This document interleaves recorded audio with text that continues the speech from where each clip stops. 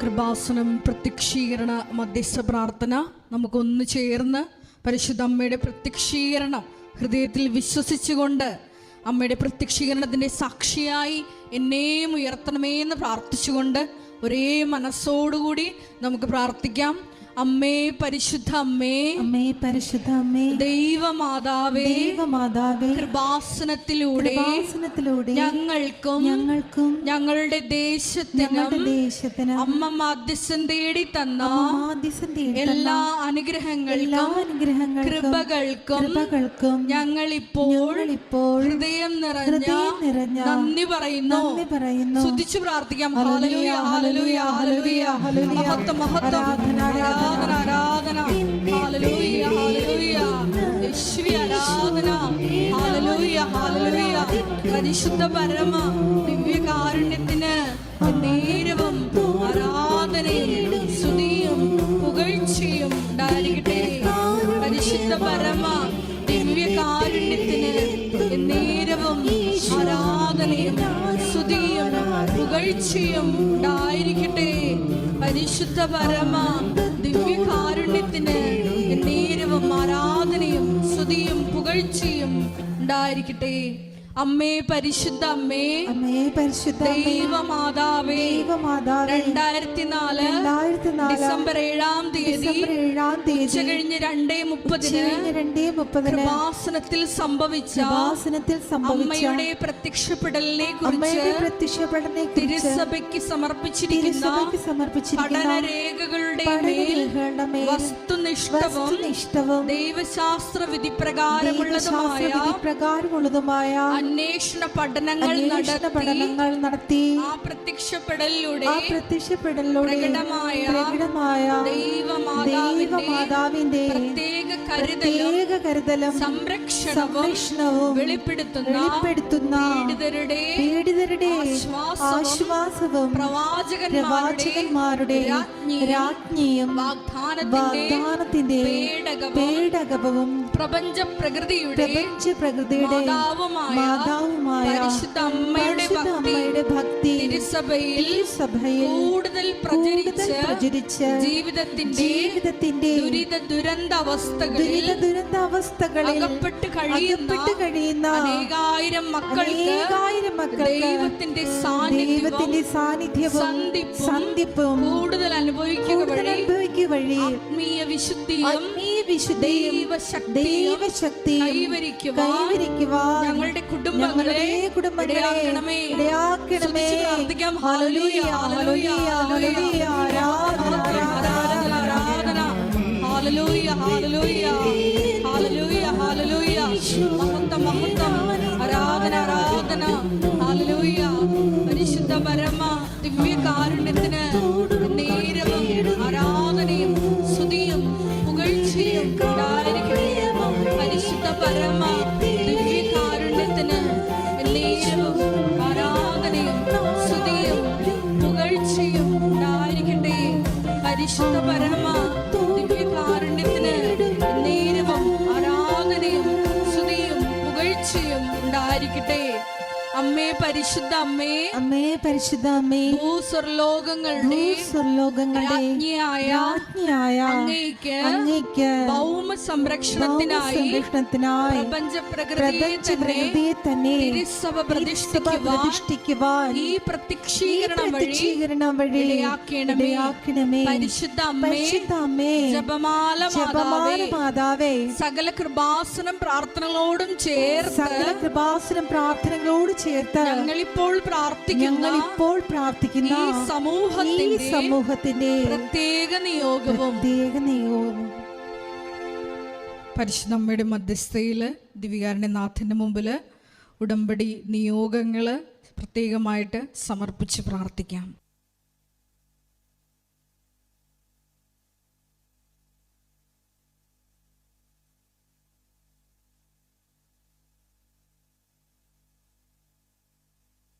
അമ്മയുടെ പ്രത്യക്ഷീകരണത്തിന്റെ അനുഗ്രഹവേളയിൽ ഞങ്ങൾക്ക് സാധിച്ചു തരുവാൻ കനിയണമേ. ആമേൻ. സ്തുതിച്ചു പ്രാർത്ഥിക്കാം. ഹല്ലേലൂയ, ഹല്ലേലൂയ, മഹത്വം, മഹത്വം, ആരാധന, ആരാധന, ഹല്ലേലൂയ, ഹല്ലേലൂയ,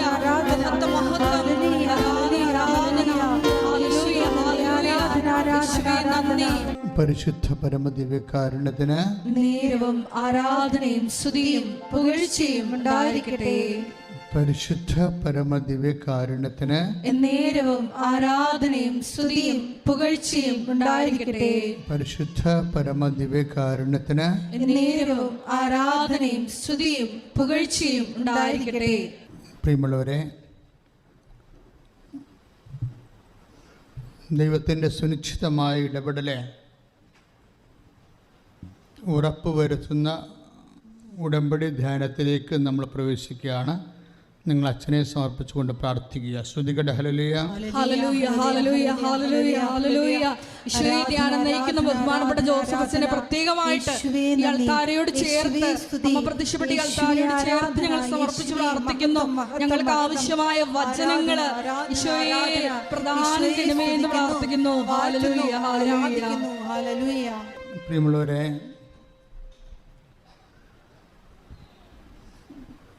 നമ്മൾ ദൈവവുമായി ഉടമ്പടി ചെയ്ത് കഴിഞ്ഞുള്ള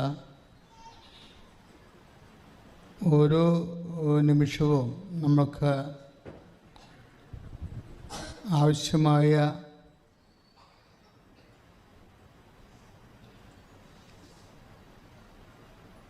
ഒരു ശ്രദ്ധ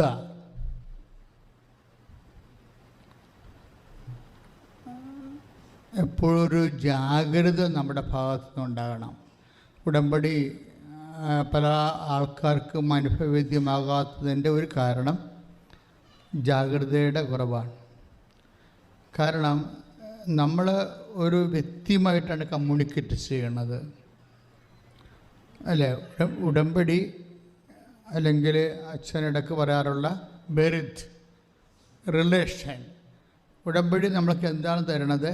ദൈവമായിട്ട് ഒരു റിലേഷൻ ഉണ്ടാക്കി തരിക. അതിനാണ് ബെറിദ് എന്ന് പറയുന്നത്. ഹെബ്രായ ബൈബിളിലെ ഉടമ്പടിക്ക് പകരം പറയുന്ന വാക്ക് ബെറിദ് എന്നാണ്. നമ്മൾ ദൈവമായിട്ട് ഇപ്പോൾ എന്താ ചെയ്യണത്? ഒരു ബെറിദ് ചെയ്യുക. അതിൻ്റെ ഉദ്ദേശം എന്താണ്? റിലേഷനാണ്. അപ്പം നമ്മൾ ദൈവമായിട്ട് ഒരു റിലേഷനിൽ വരികയാണ്. അത് റിലേഷൻ്റെ പ്രഖ്യാപിതമായ രൂപം, അതിൻ്റെ ഒരു എന്താണ്, ഒരു സൈൻഡ് ഫോമാണിത്. പ്രിസ്ക്രൈബ്ഡ് സൈൻഡ് ഫോം എന്ന് വെച്ച് കഴിഞ്ഞാൽ ദൈവമായിട്ട് നമുക്ക് റിലേഷനിലാകാൻ വേണ്ടി ദൈവം തന്നെ മുൻകൈയെടുത്ത് നിശ്ചയിച്ചിട്ടുള്ള ഒരു പദ്ധതി, ഒരു പ്രയോഗമാണ് ഈ ഉടമ്പടി എന്ന് പറയുന്നത്. അതുകൊണ്ട് തന്നെ ശ്രദ്ധയോടെയും സൂക്ഷ്മതയോടെയും ഉടമ്പടി ചെയ്യുമ്പോൾ മാത്രമല്ല, ചെയ്ത് കഴിഞ്ഞുള്ള ദിവസങ്ങൾ വളരെ ശ്രദ്ധയുള്ള ദിവസങ്ങളാണ്. എന്താ കാര്യം വെച്ച് കഴിഞ്ഞാൽ ദൈവം നമ്മോട് സംസാരിക്കുന്ന ദിവസങ്ങളാണ്. ദൈവം നമ്മളോട് സംസാരിക്കുന്ന ദിവസങ്ങളാണ്.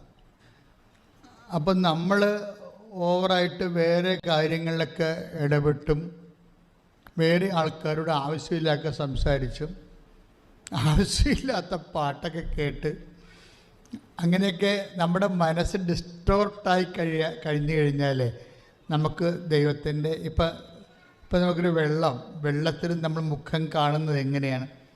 വെള്ളം നിശ്ചലമാകുമ്പോഴല്ലേ അല്ലേ? ഏത് കുടത്തിൽ പോലും നമുക്ക് മുഖം കാണാൻ പറ്റും.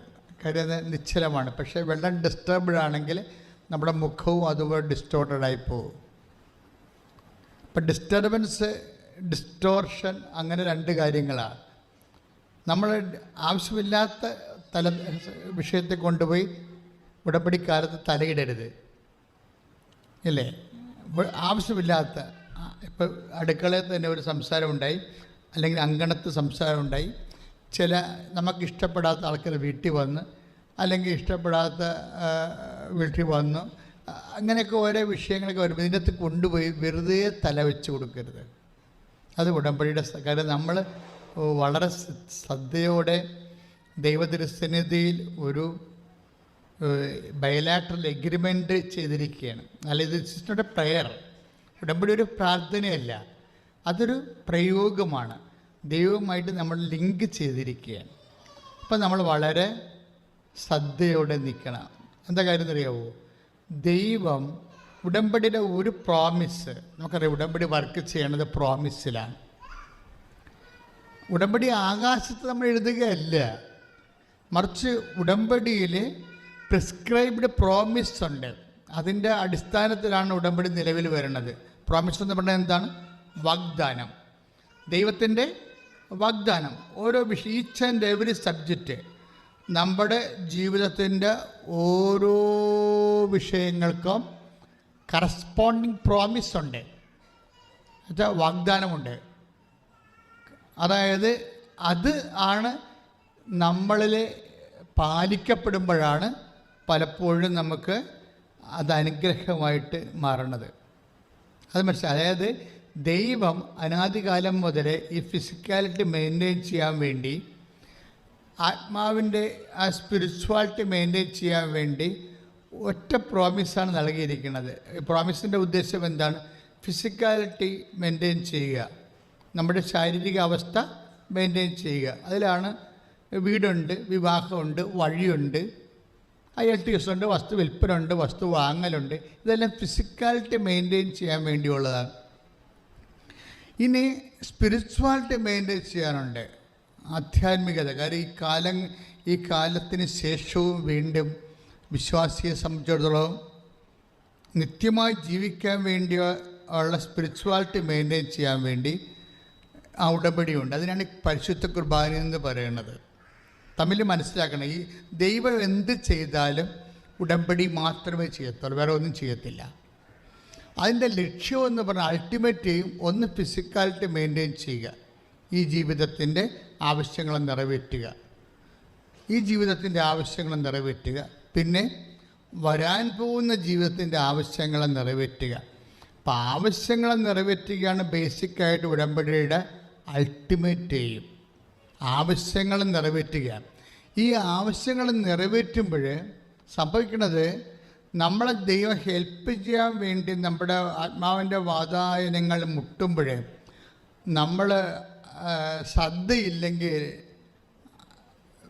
നമുക്കിത് വിവേചിക്കാൻ പറ്റാതെ വരും. ഈ ആത്മാവിൻ്റെ മുട്ടലുകളെ, തട്ടലുകളെ നമ്മൾ അറിയണത് മറ്റ് ലോകത്തിൻ്റെ അരൂപികളുടെ മുട്ടലും തട്ടലും കൂടുതലാണെങ്കിൽ ആത്മാവിൻ്റെ മുട്ടലെ വിഭജിക്കാൻ പാടായിരിക്കും. ഉദാഹരണത്തിന് കഴിഞ്ഞ ദിവസങ്ങളിലൊരു സാക്ഷ്യം ഉണ്ടായി. ആ സാക്ഷ്യം എനിക്ക് ഭയങ്കര ഇഷ്ടപ്പെട്ടായിരുന്നു. നിങ്ങൾ നോക്കുമ്പോൾ ഉടമ്പടിയുടെ റേഞ്ച് നോക്കുമ്പോൾ ആ സാക്ഷ്യം അത്ര വലിയ സാക്ഷ്യമാണോ എന്ന് ചിലപ്പോൾ സ്വാഭാവികമായ ഒരു സംശയം വരാം. പക്ഷേ സാക്ഷ്യം ഇതാണ്. ഒരു അഞ്ചു മാണി എന്ന് പറയുന്ന ഒരു മോള് ഒരു ഉടമ്പടി ചെയ്യണ മുമ്പ് ഇവളുടെ OET പരീക്ഷയ്ക്ക് ഇവൾ പൊട്ടിപ്പോകും. സ്പീക്കിങ് ഭയങ്കര ഡിസാസ്ട്രസ് ആവും. അവൾ പറഞ്ഞ ഒരു 15 തെറ്റെങ്കിലും എൻ്റെ സംസാരത്തിലുണ്ടെന്ന്. എന്നിട്ട് അപ്പോൾ നമുക്ക് സ്പീക്കിംഗ് പോയല്ലോ ഓൾറെഡി. പിന്നെ എന്താ ചെയ്യേണ്ടത്? ഇവർ ഉടമ്പടി ചെയ്യും. ഉടമ്പടി ചെയ്ത് കഴിയുമ്പോൾ ഇവളുടെ മനസ്സിൽ പരിശുദ്ധാത്മ പറയും, നീ പൊട്ടിയിരിക്കുകയാണ് വ്യക്തമായിട്ടും, കണ്ടില്ലേ? അപ്പോൾ ഇനി വേറൊരു പരീക്ഷ എഴുതുകയാണ് നിൻ്റെ ഓപ്ഷനുള്ളത് നിനക്ക്. പക്ഷെ നീ ഇത് റീവാലുവേഷന് കൊടുത്താൽ മതി. അതാണ് പ്രശ്നം. അപ്പം അഞ്ചു പറയണത്, ബുദ്ധിയും ബോധമുള്ളവൻ ഒരിക്കലും ഇത് ചെയ്യത്തില്ല. കാര്യം ഞാനാണല്ലോ സംസാരിച്ചത്, ഞാനല്ല സ്പീക്ക് ചെയ്തത്. അതിൻ്റെ അകത്ത് കുറേ അധികം മിസ്റ്റേക്കുണ്ട്. ബുദ്ധിയും ബോധമുള്ള വല്ലൊരു 7,000 രൂപ 7,500 രൂപ മുടക്കി റീവാലുവേഷൻ കൊടുക്കുമോ? പക്ഷെ കർത്താവ് എന്നോട് പറഞ്ഞു റീവാലുവേഷന് കൊടുക്കാൻ. അവിടെ ബുദ്ധിയല്ല വർക്ക് ചെയ്യണത്. അവിടെ എന്താ വർക്ക് ചെയ്യണത്? വിശ്വാസമാണ് വർക്ക് ചെയ്യണത്. ബോധം പോലും അവിടെ വർക്ക് ചെയ്യുന്നില്ല. ഒരുപാട് ബുദ്ധിയും ബോധമുള്ളവൻ വെറുതെ 7,000 രൂപ മുടക്കിയിട്ട് അത് കൊടുക്കത്തില്ല. പക്ഷേ ഇവളുടെ ഉള്ളിൽ നിന്ന് സ്ട്രോങ് ആയിട്ട് ഒരു ഇൻസ്പിറേഷനാണ്. നീ പരീക്ഷയല്ല എഴുതേണ്ടത്, പുതിയ പരീക്ഷയിൽ എഴുതേണ്ടത്, റീവാലുവേഷൻ കൊടുക്കുക. 40 പോയിൻ്റാണ് മറ്റേ ഉണ്ടായിരുന്നത്. പക്ഷേ ആ സംഭവത്തിന് റീവാലുവേഷന് കൊടുത്തു കഴിഞ്ഞപ്പോൾ 10-15 മിസ്റ്റേക്കാണ് സ്പീക്കിങ്ങിൽ വന്നിരിക്കുന്നത്. അതിനെന്ത് കെട്ടിക്കണം? റീവാലുവേഷൻ കൊടുത്തപ്പോൾ എന്താ ഉള്ളമാർ കൂടി പോകേണ്ടത് ആ കണക്കിന്. പക്ഷേ ഇവൾക്ക് അമ്മ ഒരു 20 മാർക്ക് കൂടി ഇട്ടെടുത്തിട്ട് ശരിക്കും സ്കോറിൻ്റെ മെറിറ്റിൽ സ്കോർ ചെയ്ത് കളഞ്ഞ്. അത്രയും വിഷയമാണ്. 20 മാർക്ക് കൂടി റിവാലുവേഷൻ. ഇത്രയും പൊട്ടത്തരങ്ങൾ പറഞ്ഞിട്ടും 20 മാർക്ക് കൂടി. അപ്പോഴേ അവൾ പറയണത് ശരിയാണ്, ബുദ്ധി അതിൻ്റെ അകത്തില്ല, ബോധമില്ല. പക്ഷെ എന്താ ഉള്ളത്? വിശ്വാസം. ഈ വിശ്വാസത്തിൽ എന്താ ചെയ്തിരിക്കണത്? ഈ പരീക്ഷ എഴുതണ്ട, മറിച്ച് റിവാലുവേഷൻ കൊടുത്താൽ മതി. അപ്പം അഞ്ചു എന്താ പറയണത്? ഇത് ബുദ്ധിയും ബോധവും ഇല്ലാത്ത വർത്തമാനമാണ്. എന്താ കാര്യം? എനിക്കറിയാം ഇതിൻ്റെ അകത്ത് ലോജിക്കില്ല. അത് ചില കാര്യങ്ങൾക്ക് ലോജിക്ക് ഉണ്ടാകത്തില്ല. പിന്നെ എന്തുണ്ടാവും? ഫെയ്ത്ത് ഉണ്ടാവും. ഫെയ്ത്തും ലോജിക്കും ചില സമയത്ത് വഴിപിരിഞ്ഞ് നടക്കുന്ന ആൾക്കാരാണ്. എപ്പോഴും ഒരുമിച്ച് നടക്കണമെന്ന് ഒരു നിർബന്ധമില്ല. ഫെയ്ത്തും ലോജിക്കും തമ്മിൽ വല്ലപ്പോഴും കൂടത്തുള്ളൂ, എപ്പോഴെപ്പോഴും കൂടത്തില്ല. സയാമി ചിരട്ടകളപ്പം നടക്കത്തില്ല. ഫെയ്ത്തിനെ ചില സമയത്ത് ലോജിക്ക് ഫെയ്ത്ത് ചിലപ്പോൾ ലോജിക്കിൻ്റെ മുമ്പിൽ കയറി നടക്കും. എന്ന് വെച്ച് കഴിഞ്ഞാൽ വിശ്വാസത്തിൻ്റെ യുക്തിയുടെ മുമ്പിൽ കയറി വിശ്വാസം നടക്കും. ഇങ്ങനെ ചില സമയത്ത്. പക്ഷേ ഇത് എപ്പോഴും നമുക്ക് വിവേചിക്കാൻ പറ്റും. ഇത് ഉടമ്പടി ചെയ്യുമ്പോൾ നിനക്ക് റീവാലുവേഷനുമാണ് പോകണമെന്നുണ്ടെങ്കിൽ ഭയങ്കര ഇറസിസ്റ്റബിളായിട്ടുള്ള, നമുക്ക് പ്രതിരോധിക്കാൻ പറ്റാത്ത ഒരു ഉൾത്തള്ളൽ ഇങ്ങോട്ട് വരും. ഈ ഉൾത്തള്ളൽ ദൈവത്തിൻ്റെ ഒരു സ്വരമാണ്. ഇത് ശ്രദ്ധിക്കണമെങ്കിൽ നമുക്ക് ജാഗ്രത വേണം. പല ആൾക്കാരെ സംബന്ധിച്ചിടത്തോളം ഉടമ്പടിയിൽ ദൈവം സംസാരിക്കുന്നുണ്ട്, പക്ഷെ അവർക്ക് ജാഗ്രത ഇല്ല. അതാണ് പ്രശ്നം. ഉടമ്പടിയുടെ മെയിനായിട്ട് വരുന്നത് ഞാൻ ഇപ്പോൾ മനസ്സിലാക്കിയ ഒരു സത്യം ജാഗ്രതയാണ്. ഒന്ന് പ്രാർത്ഥിച്ച്, കർത്താവായ ദൈവമേ, ഉടമ്പടി എടുക്കുന്നതോടുകൂടി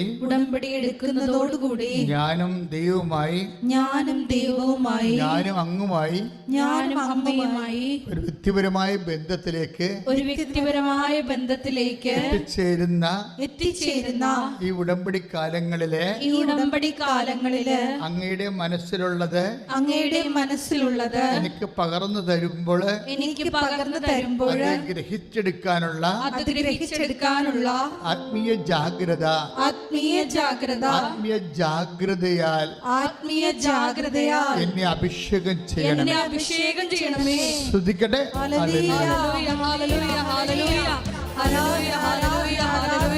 കൈകൾ നെഞ്ചത്ത് വെച്ച് ഓൺലൈനിൽ പ്രാർത്ഥിക്കുന്നവരും ഈ സമയത്ത് കൈകൾ നെഞ്ചത്ത് വെച്ചുകൊണ്ട് പ്രാർത്ഥിക്കുക. പരിശുദ്ധ പരമദിവ്യകാരുണ്യത്തിന് ആരാധനയും സ്തുതിയും പ്രാർത്ഥിക്കുക. ഓ ഈശോയെ ആരാധ്യനേ, ഞങ്ങൾക്ക് വേണ്ടി ക്രൂശിക്കപ്പെട്ടവനെ, ഞങ്ങൾക്ക് വേണ്ടി ഞങ്ങൾക്ക് വേണ്ടി തിരുവിലാവിൽ മുറിവേറ്റവനെ, ഞങ്ങൾക്ക് വേണ്ടി മുൾക്കിരീടം ചൂടിയവനെ, മുൾക്കിരീടത്തിൽ നിന്നൊഴുകുന്ന വിശുദ്ധ രക്തത്താൽ എന്റെ ആത്മാവിനെയും അന്തരംഗങ്ങളെയും അഭിഷേകം ചെയ്യണമേ കർത്താവേ.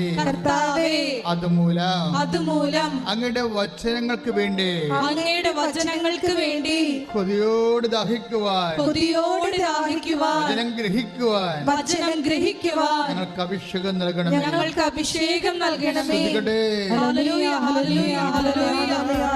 ഞങ്ങളുടെ കർണവിടങ്ങളെ ആന്തരിക ഹൃദയത്തെ അഭിഷേകം ചെയ്യണമേ.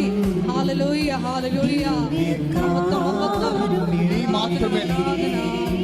പരമദിവ്യകാരുണ്യത്തിന് ആരാധനയും സ്തുതിയും പുകഴ്ചയും ഉണ്ടായിരിക്കട്ടെ. അപ്പൊ അഞ്ചു കേട്ട ഈ സ്വരം എവിടുന്ന് കിട്ടിയതാ, എവിടുന്ന് വന്നതാണ്? രണ്ട് ചോദ്യങ്ങൾ ഇപ്പോൾ വരുന്നുണ്ട്. എന്താണ് അഞ്ചു കേട്ട ഈ സ്വരം? നീ റിവാലുവേഷന് കൊടുക്കുക, പരീക്ഷ വീണ്ടും വിടുന്നതിനേക്കാളുപരി അഞ്ചു കേട്ട ഈ സ്വരം എവിടുന്ന് വന്നതാ? അതാണ് ഒരു ചോദ്യം. എങ്ങനെ വന്നതാണ്? രണ്ടാമത്തെ ചോദ്യം, എന്തുകൊണ്ട് വന്നതാണ്? ഇത് ഉടമ്പടി ചെയ്യുന്നവർ അറിയണം. കാര്യം ഇതൊരു ഓഫറിങ്ങിൻ്റെ ഭാഗമാണ് ഈ സ്വരം. ഇത് ദൈവത്തിൻ്റെ ഒരു ആദ്യകാലം മുതലേ ഉള്ള ഒരു വാഗ്ദാനത്തിൻ്റെ ഭാഗമാണ്. എന്താണ്? നിനക്ക് കൺഫ്യൂഷൻ ഉണ്ടാകുമ്പോൾ ചില ആൾക്കാർ പറയും, അച്ഛാ ഒരു കൺഫ്യൂഷൻ ഉണ്ടെന്ന് പറയും. എന്താ? വിഷയം എടുക്കുന്നതിൽ കൺഫ്യൂഷൻ, ഗ്രൂപ്പ് എടുക്കുന്നതിൽ കൺഫ്യൂഷൻ. ഇപ്പോൾ ഗ്രൂപ്പ് സെലക്ഷൻ്റെ സമയമല്ലേ, അപ്പോൾ ഏത് ഗ്രൂപ്പാണ് എടുക്കേണ്ടതെന്നതിനെക്കുറിച്ച് ചിലർ പറഞ്ഞ് മാത്സ് എടുക്കണം, ചിലർ പറഞ്ഞ് കൊമേഴ്സ് എടുത്താൽ മതി, ഇപ്പോൾ BCom MBA അങ്ങനെ പോകാൻ നിനക്ക്. അങ്ങനെ ഓരോരുത്തരും ഓരോ കാര്യം, ഓരോ കൂട്ടുകാരൊക്കെ ഓരോരോ വിഷയം പറയുമ്പോൾ നമ്മൾക്ക് എന്താ സംഭവിക്കുന്നത്? കൺഫ്യൂഷനാണ് ഉണ്ടാക്കുന്നത്. അപ്പോൾ കൺഫ്യൂഷൻ സ്വാഭാവികമായിട്ട് മനുഷ്യനെ ഉണ്ടാകുന്നതാണ്. ചിലപ്പോൾ ഒരു വിഷയം വരും, അപ്പോൾ കല്യാണം നടത്തണം, ആദ്യം കല്യാണം നടത്തണം, അതാ വീട് വെക്കണം, അതാ മകന് വിസയ്ക്ക് പൈസ കൊടുക്കണം, കൺഫ്യൂഷൻ. അപ്പോഴും മനുഷ്യൻ്റെ ജീവിതത്തിൽ കൺഫ്യൂഷൻ എന്നുള്ളത് പ്രീസപ്പോസ് ചെയ്തുകൊണ്ടാണ് ബൈബിൾ എഴുതിയിരിക്കുന്നത്. അപ്പം അത് മനസ്സിലായില്ലേ? കൺഫ്യൂഷൻ എന്നുള്ളത് എന്ന് വെച്ച് കഴിഞ്ഞാൽ ഒരു തീരുമാനം എടുക്കാൻ പറ്റാത്ത അവസ്ഥ. സാധാരണ മനുഷ്യന്മാരുടെ ജീവിതത്തിൽ ഒരു തിരകരം ഒരേ വെയിറ്റേജുള്ള 3 കാര്യങ്ങൾ ഒരുമിച്ച് വരുമ്പോൾ പ്രയോറിറ്റി അറിയാൻ പറ്റാത്ത അവസ്ഥ. ഒരേ വെയിറ്റേജുള്ള 3 കാര്യങ്ങൾ. ഇപ്പം ഇന്ന് പെന്തക്കോസ്ത ദിവസം പരിശുദ്ധാത്മാവിനെ എന്തിനാണ് ദൈവം അലോട്ട് ചെയ്തിരിക്കുന്നത്? ഒന്നാമത് കൺഫ്യൂഷൻ മാറ്റാൻ വേണ്ടിയാണ്. പല പരിശുദ്ധാത്മാവിൻ്റെ പല ജോലികളുണ്ട്, അതിലൊന്ന് കൺഫ്യൂഷൻ മാറ്റുകയാണ്. എന്താ കാര്യം? ഇപ്പം അതാണ് ബൈബിൾ പറയണത്, നീ വലത്തോട്ടോ ഇടത്തോട്ടോ തിരിയുമ്പോൾ. എന്താ വെച്ചാൽ കാര്യം അങ്ങോട്ടും ഇങ്ങോട്ടും ചിന്തിക്കത്തില്ല മനുഷ്യൻ. നീ വലത്തോട്ട് ഇടത്തോട്ട് തിരിയുമ്പോൾ എന്താണ് വചനം? എന്താ വചനം? നിങ്ങൾ തന്നെ പറഞ്ഞു. എന്താ വചനം? ഐസയ 30:21. എന്താ വചനം? നീ എന്നിട്ട് പറഞ്ഞ, നീ വലത്തോട്ടോ ഇടത്തോട്ടോ തിരിയുമ്പോൾ, നീ വലത്തോട്ടോ ഇടത്തോട്ടോ തിരിയുമ്പോൾ പിന്നിൽ നിന്ന് ഒരു സ്വരം കേൾക്കും. ഒരു സ്വരം കേൾക്കും. അപ്പോൾ നിങ്ങൾ ഓർക്കും ഇത് ഐസയാന്റെ കാലത്ത് നടക്കണ കാര്യമല്ല, ഇതൊരു പ്രസന്റ് കാലമാണ്. ഈ വചനത്തിന് ഉള്ളൊരു പ്രശ്നം എന്താണെന്നറിയാവോ? വചനം ഒരു എവർ പ്രസൻറ്റിലാണ് ഇത് പ്ലേസ് ചെയ്തിരിക്കുന്നത്. The placement of word of God is in ever presence. Ever presence എന്ന് പറഞ്ഞാൽ ഹിസ്റ്റോറിക്കൽ പ്രസൻസിലാണ് ഇത് വർക്ക് ചെയ്യണത്. അതിന് പാസ്റ്റില്ല, വചനത്തിന്. എന്നുവെച്ചാൽ ഭൂതമൊന്നും പറഞ്ഞൊരു ഡയമെൻഷനില്ല. പിന്നെന്താണ്? ചരിത്ര പുസ്തകങ്ങൾക്കെല്ലാം മനുഷ്യൻ്റെ വചനങ്ങൾക്കെല്ലാം ഭൂതമുണ്ട്, ഭാവിയുണ്ട്, പിന്നെ എന്താണ്? വർത്തമാനമുണ്ട്. ഈ ദൈവവചനത്തിൻ്റെ ഒരു ഡയമെൻഷൻ എന്ന് പറയുന്നത് ഇത് എവർ പ്രസൻറ്റിലാണ് നിൽക്കുന്നത്. ഈശോ എന്താ പറഞ്ഞത്?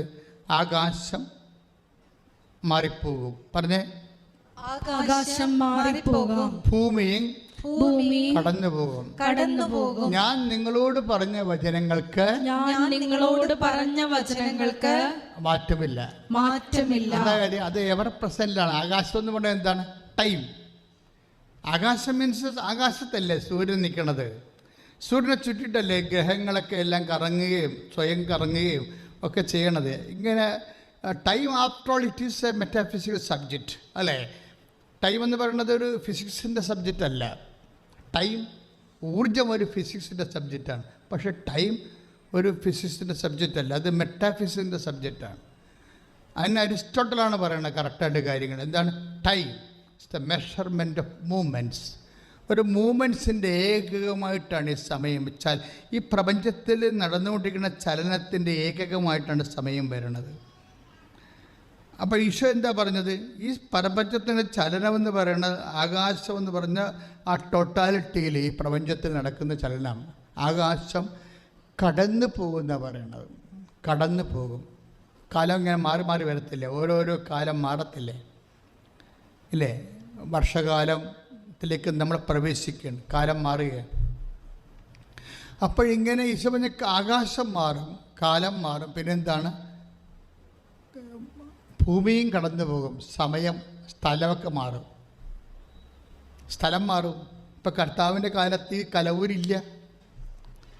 എറാസ്തനസിൻ്റെ പഴയ ഭൂപടങ്ങൾ നോക്കിയാൽ ആലപ്പുഴ ഇല്ല അതിൻ്റെ അകത്ത്. കൊല്ലം മുതൽ മയ്യഴി വരെയുള്ള സ്ഥലങ്ങൾ വീതിയിൽ കരയില്ല. എറാസ്തനസിൻ്റെ കപ്പലോട്ടങ്ങൾ നടക്കുന്ന തൃപ്പൂണിത്തുറയിലാണ് കരയുള്ളത്. അതങ്ങനെ കോട്ടയം വഴി കുമരകം വഴിയാണ് പോണത് കടലേ. കോട്ടയം വഴിയാണ് കർത്താവിൻ്റെ കാലത്ത് 2000 കൊല്ലം മുമ്പില്ല. ഇപ്പോൾ ഭൂമി മാറി. ആ 2000 കൊല്ലത്തിന് ശേഷമാണ് ഈ ഭൂമി വെച്ചിരിക്കണേ. അപ്പോഴെന്താ സംഭവിച്ചു കഴിഞ്ഞാൽ ഭൂമിയും മാറുന്നതാണ്. ഇനി ചിലപ്പോൾ കടലെടുത്തുകൊണ്ട് പോയെന്ന് വരും തിരിച്ച്.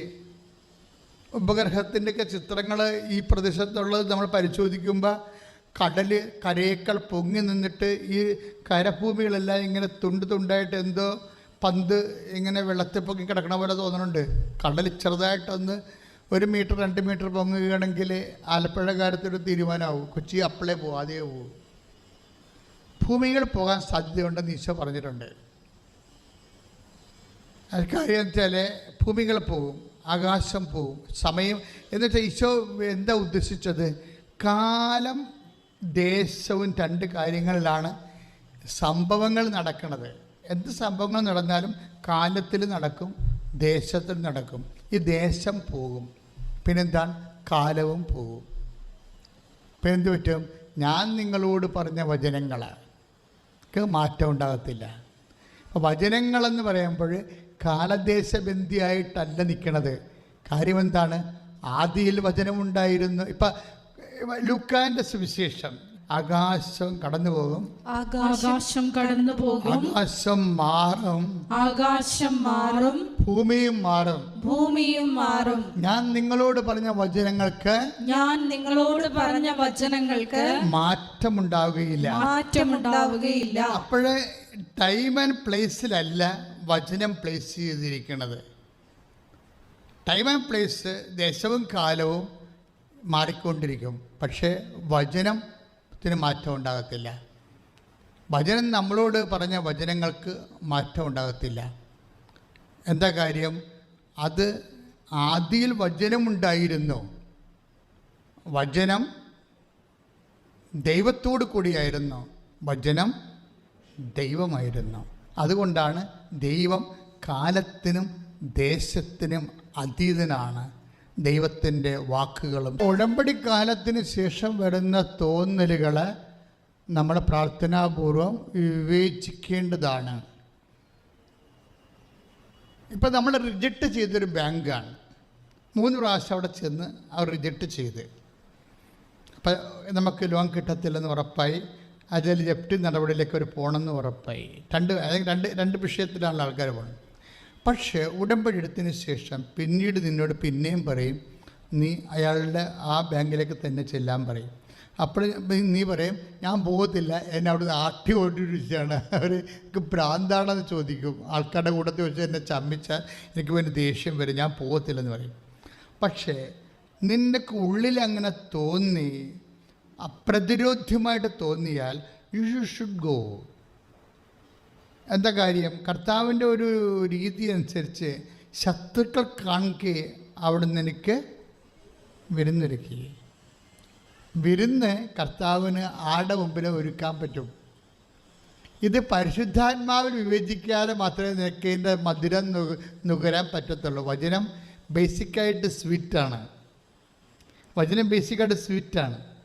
കാര്യം നമുക്ക് ഇപ്പോൾ നമ്മളോട് വളരെ ഹാർഷായിട്ട് നിൽക്കുന്ന ആൾക്കാരെ വിചാരിച്ചു. പക്ഷേ പരിശുദ്ധാത്മാവ് നമ്മളോട് പറയണം, നീ അയാളോട് ചെന്ന് അയാളുമായിട്ട് അനുരഞ്ജനപ്പെടൂ. അപ്പം നീ പറയും, ഞാൻ പോകത്തില്ല, കാര്യം ഞാനൊരു തെറ്റും ചെയ്തിട്ടില്ല, അയാളാണ് മേക്കിട്ട് കയറി എൻ്റെ തന്തക്കുവരെ വിളിച്ചിരിക്കുന്നത്, പിന്നെ ഞാനെന്തിനാ അങ്ങോട്ട് പോകണമെന്നൊക്കെ ഉണ്ട്. ലോകാരൂപി നീയുമായിട്ട് യുദ്ധത്തിൽ ഏർപ്പെടും. നീ ലോകാരൂപിക്ക് കീഴ്പ്പെടരുത്, പരിശുദ്ധാത്മാവിനെ കീഴ്പ്പെടണം. എന്താ കാര്യം വെച്ച് കഴിഞ്ഞാൽ നിന്നിൽ ജയിക്കേണ്ടത് ആരാണ്? യേശുവാണ് ജയിക്കേണ്ടത്. യേശുവിനെ ജയിപ്പിക്കാൻ തുടങ്ങുന്നിടത്ത് വെച്ച് ഉടമ്പടി ജയിക്കാൻ തുടങ്ങും. അതാണ് സംഭവം. കാര്യം വെച്ചാൽ യേശുവിന് നിന്നോട് ഇൻട്രാക്ട് ചെയ്യാനുള്ള ഒരു പഴുത് ഇട്ട് കഴിഞ്ഞാൽ, മറ്റ് സ്വരങ്ങളെല്ലാം സബ്സൈഡായി കഴിഞ്ഞാൽ നിൻ്റെ യേശു പറയണ നിനക്ക് കേൾക്കാം. അപ്പോൾ എല്ലാത്തിനും മറുപടിയുണ്ട്. ഈച്ച് ആൻഡ് എവരിത്തിങ് നിൻ്റെ അതായത് ഇപ്പം നമ്മൾ വായിച്ച വചനം 30:21 അയച്ചയാ അല്ലേ? എന്താണ്?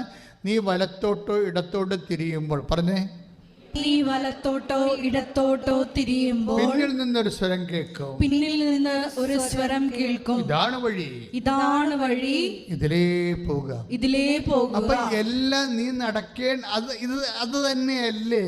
ആ വചനം തന്നെയല്ലേ? സങ്കീർത്തനം 32:8 എന്താ പറയണത്? നീ നടക്കേണ്ട വഴി പറഞ്ഞേ, നീ നടക്കേണ്ട വഴി നിന്റെ മുഖത്ത് നോക്കിക്കൊണ്ട്, നിന്റെ മുഖത്ത് നോക്കിക്കൊണ്ട് ഞാൻ നിന്നെ ഉപദേശിക്കും. ഞാൻ നിന്നെ ഉപദേശിക്കും. അപ്പൊ വഴി പോകേണ്ട വഴി. ഇപ്പൊ നിനക്ക് ചിലർ അച്ഛാ ഒരു എത്തും പിടിയും കിട്ടണില്ല എന്ന് പറയും. ഒരു എത്തിയും പിടിയും കിട്ടില്ല. കടങ്ങൾ ഓർക്കുമ്പോൾ ഒരു എത്തിയും പിടിയും കിട്ടണില്ല. പിന്നെ ഈ രോഗം തന്നെ പലരും പലരാണ്. പലരും പറയും, ചിലർ ആയുർവേദത്തിൽ പോകാൻ പറയും, ചിലർ പറയും ആയുർവേദത്തിൽ പോയിട്ട് പിന്നെ കുറേ സമയമൊക്കെ എടുക്കുമായിരിക്കും എന്ന് പറയും. ചിലർ പറയും ഇംഗ്ലീഷിൽ പോകുക, ഓപ്പറേഷൻ, ചിലപ്പോൾ ഓപ്പറേഷനല്ലേ ഉള്ളു, അതൊക്കെ ഇപ്പം എല്ലാവരും ഓപ്പറേഷനല്ലേ ചെയ്യണമെന്നൊക്കെ പറഞ്ഞ് നമ്മളിങ്ങനെ ആൾക്കാർ പറഞ്ഞ് കൺഫ്യൂഷനായി കളയും.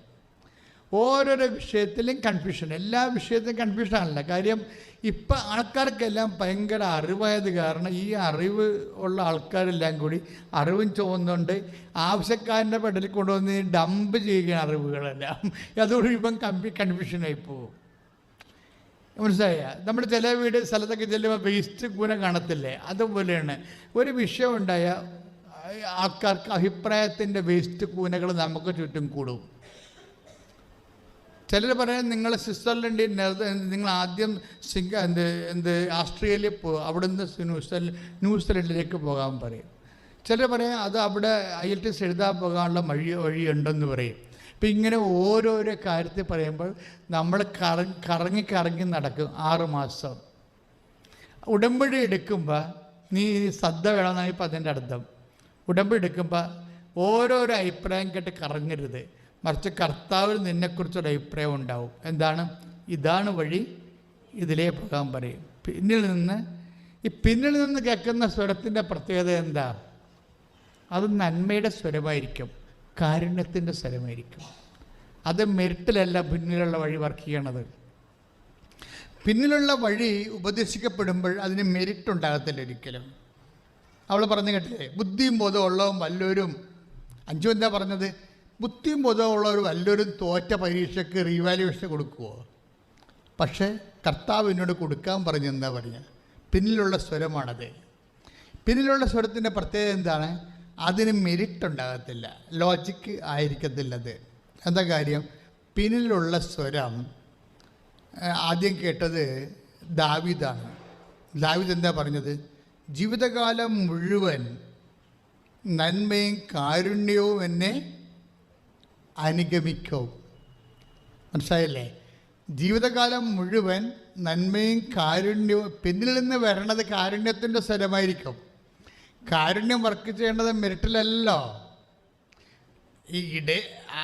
എന്തിനാണ് അയാൾ അങ്ങനെ പറയണത്? ഇപ്പം സങ്കീർത്തനം 23:5 എന്താ പറയണത്? ജീവിതകാലം മുഴുവൻ പറഞ്ഞേ, ജീവിതകാലം മുഴുവൻ നന്മയും കാരുണ്യവും എന്നെ അനുഗമിക്കുമെന്നാണ്. അപ്പം പുറകിലാണ് നിൽക്കണത്.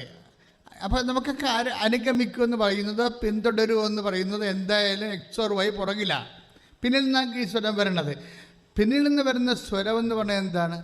പിന്നിൽ നിന്ന് വരുന്ന ജീവിതകാലം മുഴുവൻ നന്മയും കാരുണ്യവും എന്നെ പിന്തുടരുമെന്ന് പറയുന്നത്. നന്മയുടെ സ്വരമാണ്, കാരുണ്യത്തിൻ്റെ സ്വരമാണ്. കാരുണ്യത്തിൻ്റെ സ്വരമാണെന്ന് പറയുമ്പോൾ എൻ്റെ അർത്ഥം എന്താണെന്ന് അറിയാമോ?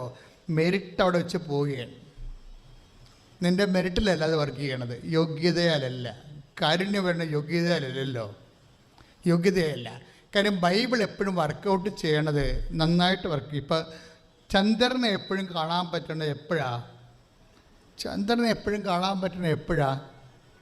സൂര്യൻ അസ്തമിക്കുമ്പോഴല്ലേ, ഇല്ലേ? അതാണ് സംഭവം. ചന്ദ്രൻ അവിടെ ഇല്ലാഞ്ഞിട്ടൊന്നും അല്ലല്ലോ. സൂര്യൻ അസ്തമിക്കുമ്പോൾ ഈ കക്ഷിയെ കാണാൻ പറ്റുന്ന പരുവത്തിലാകുകയാണ്. അപ്പം മെരിട്ട് പോകുമ്പോഴാണ്, അതായത് ആ കാഴ്ചയുടെ മെരിട്ടെന്ന് പറയണത് വെയിൽ കുറയുകയോ സൂര്യൻ അസ്തമിക്കുമ്പോൾ ഇരുട്ട് വരുമ്പോൾ ചന്ദ്രനെ കാണാൻ പറ്റും. ഇതുപോലെ ദൈവത്തിൻ്റെ ഇടപെടൽ നമുക്ക് വരണത് മെരിട്ട് പോകുമ്പോൾ നിങ്ങൾ ശ്രദ്ധിക്കുക. പിന്നെ ഗ്രേസിൻ്റെ കാലമായെന്ന് പിടിയാവും. ബൈബിൾ വർക്ക് ചെയ്യണ 2 ഫോർമാറ്റിലാണ്. പക്ഷേ അത് ബൈബിള് എംഫസിസ് ചെയ്യണത് ഗ്രേസിലാണ്. അതുകൊണ്ടാണ് ഉടമ്പടിയിൽ not by merit but by grace എന്ന് പറഞ്ഞത്. എല്ലാ ധ്യാനത്തിലും ഞാനത് പറയും. അതിൻ്റെ കാര്യം ഇതിലാണിത് വർക്ക് ചെയ്യണത്. എഫേസ്യസ് 2:8 വർക്ക് ചെയ്യണത്. എന്താണ്?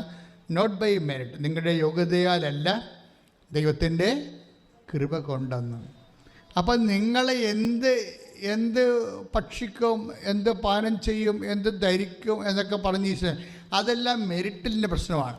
മറിച്ച് നിങ്ങളിതിനെ ഈ മെരിറ്റിൻ്റെ വിഷയങ്ങളെ ഗ്രേസിൻ്റെ വിഷയങ്ങളായിട്ട് ലോകൃതത്തിൽ കൺവേർഷൻ ചെയ്യണ പോലെയാണ്.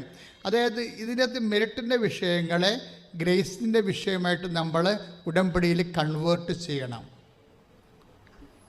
എന്ന് വെച്ച് കഴിഞ്ഞാൽ മെരിറ്റിൻ്റെ വിഷയത്തിൽ യോഗ്യത മൂലം കിട്ടാവുന്ന കാര്യങ്ങളാണ് അത്. പക്ഷെ ഒരു സമയം കഴിയുമ്പോൾ യോഗ്യത പമ്മണത് കാണാം, കയറത്തില്ല. ചില കയറ്റം വണ്ടി കയറത്തില്ലല്ലോ.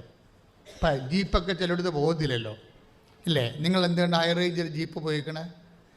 ചിലയിടത്ത് കാറ് കയറാത്ത കൊണ്ടാണ്. ഇപ്പോഴത്തെ കാറൊക്കെ കയറും, പുതിയ കാറൊക്കെല്ലാം കയറുന്നുണ്ട്, പ്രശ്നമൊന്നുമില്ല. പക്ഷേ ജീപ്പ്, അതുപോലെ തന്നെ ചില മൗണ്ടനറിങ് പോകുന്ന കുഞ്ഞു വാഹനങ്ങളുണ്ട്. കാര്യം മേലോട്ട് പോയാൽ താഴേക്ക് വരാത്ത രീതിയിൽ കടിച്ച് കയറിപ്പോണ സംഭവം. ഇതുപോലെ ഒരു വിഷയമാണത്. അതായത് നമ്മുടെ മെരിറ്റ് തീർന്നാൽ പിന്നെ ഈ സംഭവം മുന്നോട്ട് പോകണ ഗ്രേസിലേ പോകത്തുള്ളൂ. ചില ആൾക്കാർ അറ്റം വരെ വിശ്വസിക്കും. മരിക്കുമെന്ന് കണ്ടാലും അറിയിക്കാണ്ടവരൊക്കെ അറിയിക്കാൻ പറഞ്ഞാലും ചില ആൾക്കാർ അറിയിക്കാൻ വെച്ചുകൊണ്ടിരിക്കും. എന്താ കാര്യം? കർത്താവ് ഒരു തീരുമാനം പറയും. അതാണ് സംഭവം. ഡോക്ടർമാർക്കറിയാമല്ല, അവർ സയൻറ്റിഫിക്കായിട്ടല്ല കാര്യങ്ങൾ ചെയ്യണത്. ഈ വിശ്വാസത്തിൻ്റെ വിഷയം എന്ന് പറയുന്നത് സയൻസിൻ്റെ മുകളിലുള്ള വിഷയമാണ്. അതാ വെച്ചാൽ പറഞ്ഞ മെറ്റാഫിസിക്സ് അല്ലേ ഇത്. വിശ്വാസത്തിൻ്റെ വിഷയം ഫിസിക്സ് അല്ലല്ല, അല്ലെങ്കിൽ അനാട്ടമി അല്ല. അതിന് ആ അനാട്ടമി ഉണ്ടാക്കിയ ആളിൻ്റെ കുറിച്ചുള്ള അറിവുകളാണ് വിശ്വാസത്തിലുള്ളത്. അനാട്ടമി സെറ്റ് ചെയ്തിരിക്കുന്ന ആളില്ലേ, ആ ആള് അതുണ്ടാക്കിയ ആ ആളിൻ്റെ അറിവിനെക്കുറിച്ചാണ് വിശ്വാസം സംസാരിക്കുന്നത്. അതുകൊണ്ട് ആ ആളുമായിട്ട് നമ്മൾക്ക് കോണ്ടാക്റ്റ് ചെയ്യാനും കമ്മ്യൂണിക്കേറ്റ് ചെയ്യാനും ബൈബിളിൽ ഒത്തിരിയേറെ ഫോർമുലയുണ്ട്. അതിലൊന്നാണ് ഉടമ്പടിയിലുള്ള formula. Not by merit but by grace. നിൻ്റെ യോഗ്യത കൊണ്ടല്ല, ദൈവത്തിൻ്റെ കൃപ കൊണ്ടാണെന്ന്. നിൻ്റെ യോഗ്യത കൊണ്ടല്ല, ദൈവത്തിൻ്റെ കൃപ കൊണ്ടാണ്. ഒന്ന് പറഞ്ഞാൽ, നിന്റെ യോഗ്യത കൊണ്ടല്ല, ദൈവത്തിൻ്റെ കൃപ കൊണ്ട്.